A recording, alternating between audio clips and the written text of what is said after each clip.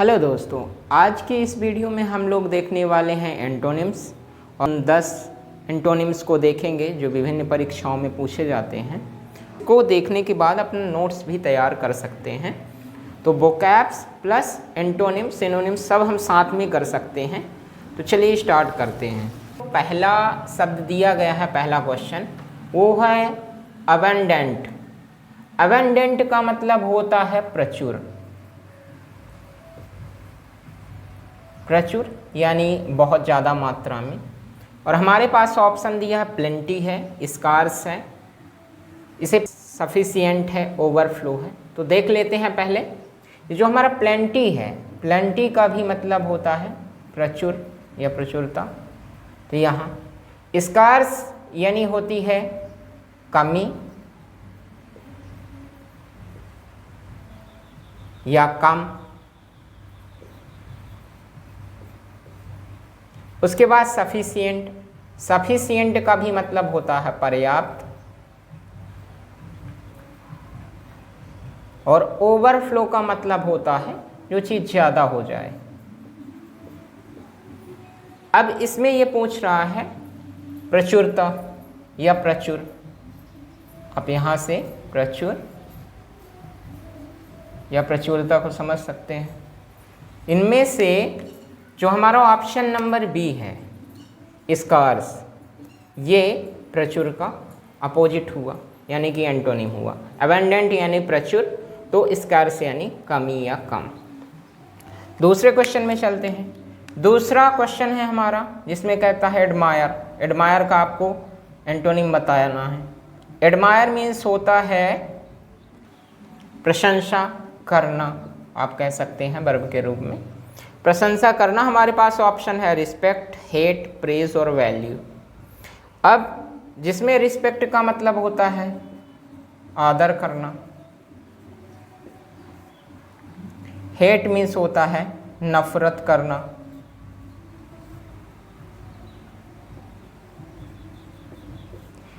Praise का मतलब होता है प्रशंसा करना।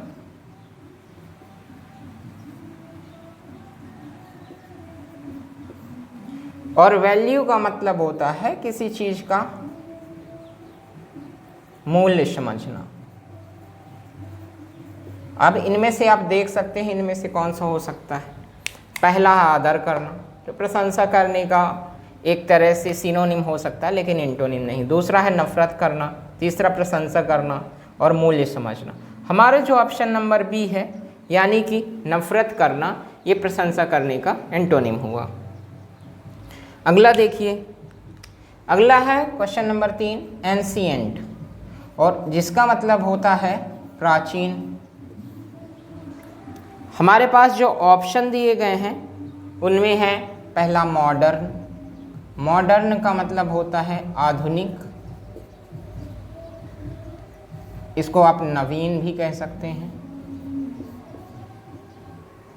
दूसरा है ओल्ड। ओल्ड का मतलब पुराना या प्राचीन। रिमोट का मतलब होता है दूरस्थ। और पास्ट का मतलब होता है आप पुराना ही समझें ये। तो हमारे पास 4 ऑप्शन थी, मॉडर्न था, ओल्ड था, रिमोट था और पास्ट था। ये पूछ रहा है प्राचीन का एंटोनिम, और प्राचीन यानी हुआ पुराना, यानी कि इसका जो अपोजिट होगा वो होगा आधुनिक। तो जो हमारा ये ऑप्शन नंबर ए है ये हमारा सही ऑप्शन है। चलिए अब क्वेश्चन नंबर 4 में देखते हैं। क्वेश्चन नंबर 4 में दिया हुआ है आर्टिफिशियल। आर्टिफिशियल का मतलब होता है कृत्रिम, या फिर आप ऐसा समझिए कि जो मानव के द्वारा बनाया गया है वो, मतलब रियल नहीं है ये। ठीक है। अब हमारे पास ऑप्शन है फॉल्स है, नेचुरल है, अनरियल है और फेक है। फॉल्स यानी हुआ है आपका मान लीजिए झूठा या गलत। उसके बाद हमारा जो नेचुरल है, नेचुरल का मतलब हो गया प्राकृतिक। अनरियल का मतलब हुआ जो रियल नहीं है, यानी कि अवास्तविक। और फेक का मतलब हो गया नकली। अब इन 4 ऑप्शंस में हम देखें तो 3 इसके जो हैं सिनोनिम्स जैसे लगते हैं और एक जो है ये एंटोनिम है नेचुरल। क्यों? कृत्रिम का जो अपोजिट होता है, जो एंटोनिम होता है वो प्राकृतिक होता है, ध्यान रखिएगा। आर्टिफिशियल का जो होता है वो होता है नेचुरल। अब चलते हैं क्वेश्चन नंबर 5, अराइवल। अराइवल का मतलब होता है आगमन। जब आप कहीं आते हैं तो उसे अराइवल कह सकते हैं। ट्रेन वगैरह आती है उसे आगमन कहते हैं। अब एंट्रेंस का भी मतलब होता है आपका आगमन जैसा ही होता है, आना कह सकते हैं। डिपार्चर का मतलब होता है गमन यानी चले जाना। तीसरा है बिगनिंग यानी होती है शुरुआत।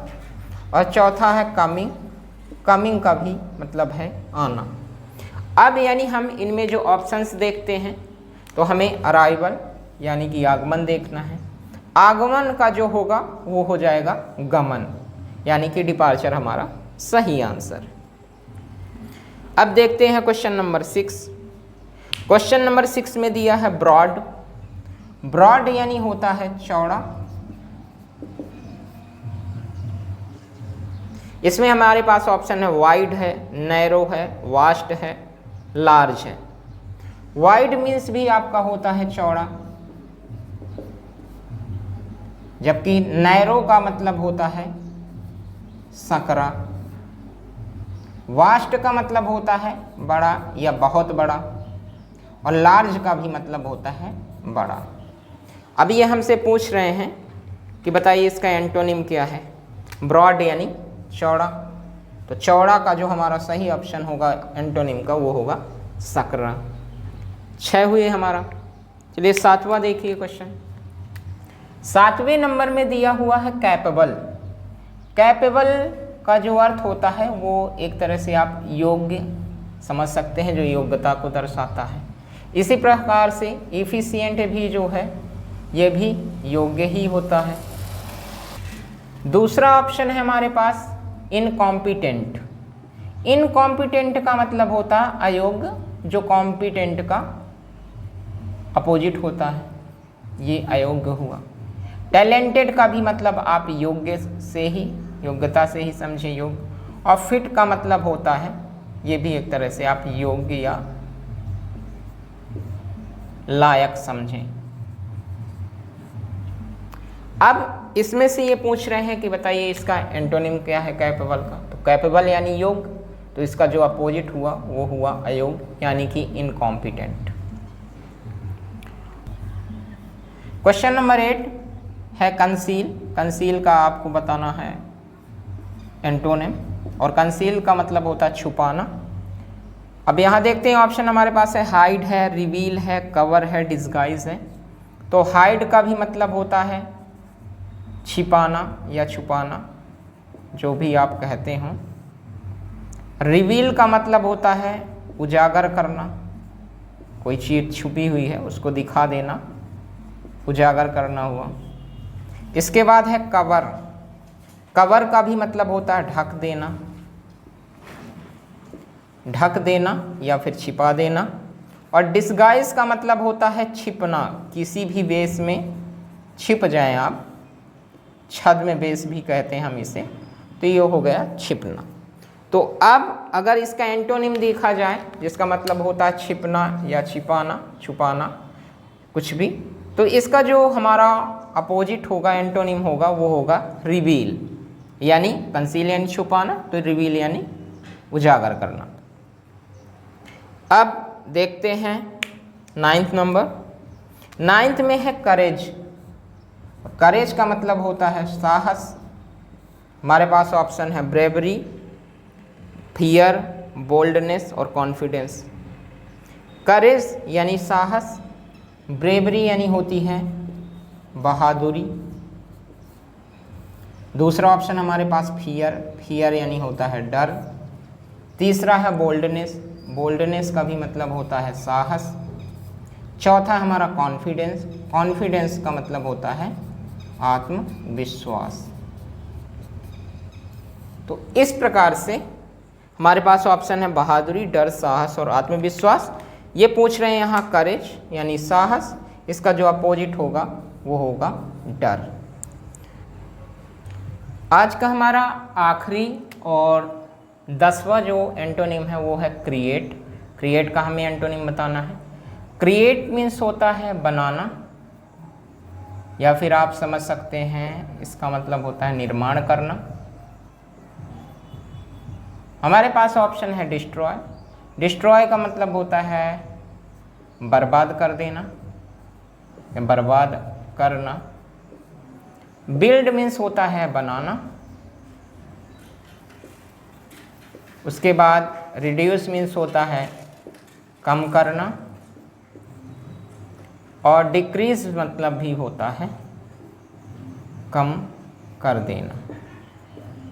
हमारे पास 4 ऑप्शन हैं, डिस्ट्रॉय है, बिल्ड है, रिड्यूस है, डिक्रीज है, और हमारे पास जो प्रश्न है वो है क्रिएट यानी बनाना, निर्माण करना।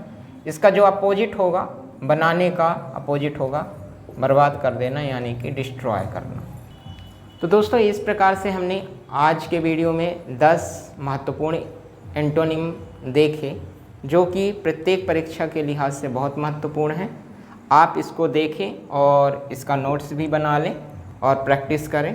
आई होप आपको समझ में आया होगा। मिलते हैं अगले वीडियो में, तब तक के लिए बाय बाय, नमस्कार।